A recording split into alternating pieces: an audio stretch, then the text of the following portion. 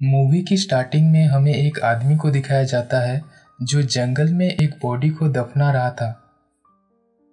Scene change होता है और हम देखते हैं एक गाड़ी में रॉबिन्सन फैमिली अपने नए घर को शिफ्ट हो रहे थे, जिसमें विक्टर, उसकी वाइफ सेला, उनका बेटा जेसी और उनकी बेटी मेगन होती है। रास्ते में उनका बेटा जेसी पूछता है और कितनी दूर है, तो उसकी मम्मी बताती है कि उससे क्या फर्क पड़ता है, तुम बस सफ़र के मज़े लो, देखो ये जगह कितनी खूबसूरत है। जेसी फिर अपने फादर से पूछता है क्या आप भूतों में विश्वास रखते हैं, तो बदले में उसकी मम्मी बोलती है तुम्हारे फादर उसी में विश्वास रखते हैं जो वो देखते हैं और महसूस करते हैं। तो जेसी अपने मम्मी से पूछता है क्या आप विश्वास रखते हैं, तो उसकी मम्मी बोलती है मैं तुम्हारे फादर पे विश्वास रखती हूँ।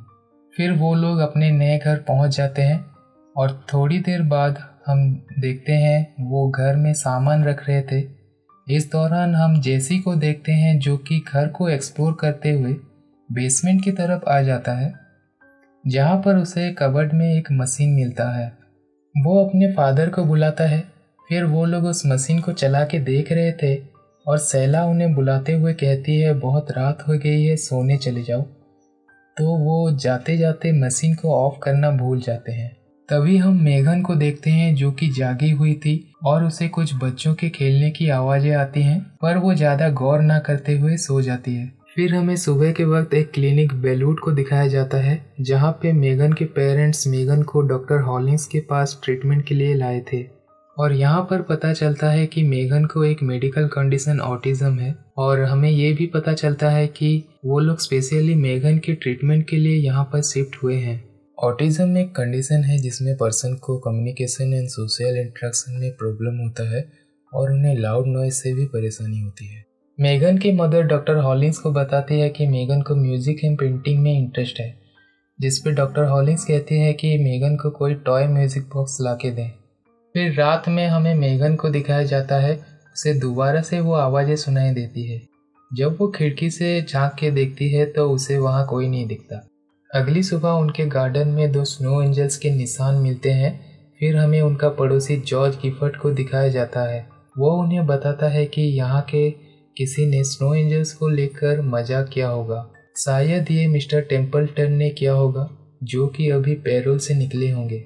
इस पे सेला पूछती है कौन, तो मिस्टर गिफर्ट बताते हैं कि मिस्टर टेम्पल्टन यहाँ पहले रहते थे जो अपनी लेट वाइफ से 20 साल तक बात करने की कोशिश करते रहे।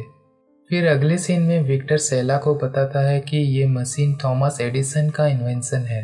अगली सुबह हम ग्राहम स्कॉफिट को देखते हैं जो कि वहाँ का शेरिफ है। वो जॉर्ज गिफर्ट के थ्रू आया था स्नो एंजल्स के प्रॉब्लम को लेके। तो विक्टर उससे कहता है कि नहीं, यहाँ सब कुछ ठीक है। इस दौरान उनको कोई झाड़ियों से छुप कर देख रहा होता है। फिर हम विक्टर को देखते हैं जो कि काम करते हुए अपने डेस्क पर सो गया था। पास में रखी टॉय ट्रेन खुद ब खुद चलने लगती है, जिससे विक्टर की नींद टूट जाती है और वो उसे बंद करके सोने चला जाता है। फिर वो टॉय ट्रेन खुद ब खुद चलने लगती है। उसी रात उनके सोते वक्त डोर नॉकिंग की आवाज़ आती है। वो लोग जाके देखते हैं पर वहाँ कोई नहीं होता। फिर वो मेगन को गाते हुए सुनकर उसके रूम में भागते हुए आते हैं, तो देखते हैं मेगन के टॉयज हवा में थे। जब वो मेगन को आवाज़ देते हैं तो सारे टॉयज नीचे गिर जाते हैं। यहाँ पर वो देखते हैं कि वैसे ही स्नो एंजल्स की ड्राइंग मेगन ने बनाई थी। फिर हम देखते हैं विक्टर शेरिफ को बुला के रात में हुए घटना के बारे में बोलता है, तो शेरिफ बोलता है कि यहाँ के कुछ स्क्वाटर्स हो सकते हैं जो कि आपकी प्रॉपर्टी में घुस आए होंगे। जेसी पूछता है क्या यहाँ भूत है, तो शेरिफ कहता है नहीं, पर यहाँ के लोगों का मानना था कि मिस्टर टेम्पल्टन एक मशीन से अपने लेट वाइफ से कम्युनिकेट करते थे। लास्ट इंसिडेंट के बाद सेला मेगन के साथ सो रही होती है और दूसरे कमरे में हम विक्टर को देखते हैं जिसे ब्लैंकेट के अंदर किसी के होने का एहसास होता है। तो विक्टर जेसी को आवाज़ लगाता है, पर जेसी बेड से दूर खड़ा होता है। फिर विक्टर सेला को बुलाता है और उन लोग के देखने पर बेड पर कोई नहीं होता और दूसरी तरफ मेगन चिल्लाती है, तो वो मेगन के पास भागते हुए जाते हैं और देखते हैं उस मशीन से धुआं निकल रहा था। उसे बंद करने पर मेगन भी शांत हो जाती है और सब कुछ ठीक हो जाता है। उन ड्राइंग्स को देखते हुए विक्टर और सेला समझ जाते हैं कि मेगन के जरिए वो दो आत्माएं उनसे कुछ कहना चाहती हैं। तो विक्टर पता लगाने के लिए शेरिफ के पास जाता है और पूछता है कि क्या इस टाउन में कभी कोई दो बच्चों का मर्डर हुआ था। तो शेरिफ बोलता है कि सबसे बड़ा केस तो क्लोई मार्कल और जेसवा नॉरिस का है, जो कि 8 साल पहले हुआ था, लेकिन उनका कातिल तो पकड़ा जा चुका है, पर उसने कभी नहीं बताया कि उसने उनकी बॉडीज को कहाँ दफनाया है। फिर विक्टर शेरिफ के दिए हुए पते से स्टुअर्ट मार्कल, जो कि क्लोई मार्कल के फादर हैं, उनसे मिलने जाता है। स्टुअर्ट उसे बताता है कि उन्होंने एक गलत आदमी को पकड़ रखा है। उसे तो ये भी नहीं पता कि उसने उनकी बॉडीज को कहाँ दफनाया है या क्लोई ने उस दिन कौन से कलर के कपड़े पहने थे। उसे तो कोई भी इल्ज़ाम लगा दो वो कन्फेस कर लेगा। ये सब बातें सुनकर विक्टर जेल में जैक मेनियस से मिलने जाता है।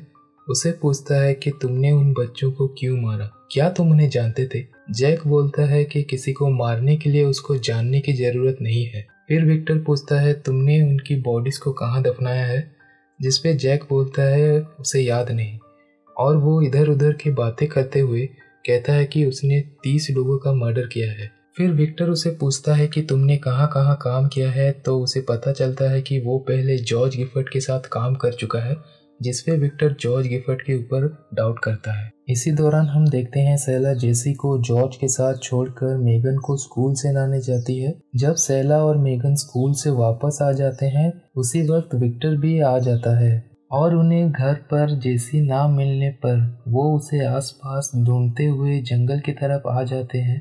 तो वो जेसी को जॉर्ज के साथ जंगल से आते हुए देखते हैं और उन्हें पता चलता है कि वो जॉर्ज के साथ घूमने गया था। हम देखते हैं कि यहाँ उन्हें कोई छुप कर देख रहा है। इसके बाद विक्टर सेला को बताता है कि ये सब वो दो आत्माएं कर रही हैं, जैसे कि उस दिन वो ट्रेन जेसी नहीं जेसुआ ने चलाया होगा, क्योंकि मैंने रिपोर्ट में पढ़ा था कि जेसुआ को ट्रेन पसंद थे। फिर हम विक्टर को मेगन के साथ खेलते हुए देखते हैं और वो वहाँ पर उस मशीन को ऑन रखता है ताकि उसे पता चले कि वो आत्माएं उनसे क्या कहना चाहती हैं। इस बात पर सेला नाराज हो जाती है। इसके बाद एक आदमी को देखते हैं जो कि उनके घर से शवल चुरा के भागता है। उसके पीछे जॉर्ज भाग रहा होता है पर वो उसे पकड़ नहीं पाता। यहाँ पर विक्टर आता है तो जॉर्ज उसे बताता है कि ये हम्फ्री गैरेट का बेटा एल्सन था। तो विक्टर हम्फ्री के घर जाके उसे बताता है कि अभी अभी मेरे घर से कोई शवल चुरा के भागा। तो हम्फ्री उसे बताता है कि मेरे पास तो बस एक ही शवल है। विक्टर ज्यादा कुछ ना बोलते हुए वहां से जाने का बहाना करता है और वो बाहर छुपा हुआ होता है। उन लोग के जाने के बाद वो घर में घुसकर तलाशी लेता है। उसे वहां उसका शवल मिलता है। तो फिर वो और तलाशी लेता है जिसपे उसको एक गुड़िया मिलती है, कुछ न्यूज़पेपर्स मिलते हैं। एक में उन दो बच्चों के मिसिंग होने का न्यूज़ था और एक में एल्सन के मिसिंग होने का न्यूज़ था।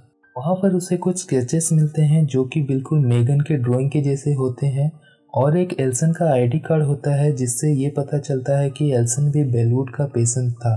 उसके बाद हमें बेलवुड दिखाया जाता है जहाँ मेगन एल्सन के साथ खड़ी होती है और सेला को देखकर एल्सन भाग जाता है। मेगन के पेरेंट्स डॉक्टर हॉलिंग्स को एल्सन के बारे में पूछते हैं। डॉक्टर हॉलिंग्स बोलती है कि वो भी यहाँ का पेशेंट था पर वो पूरी तरीके से ठीक नहीं हो पाया। 8 साल पहले किसी कारण वो मिसिंग था।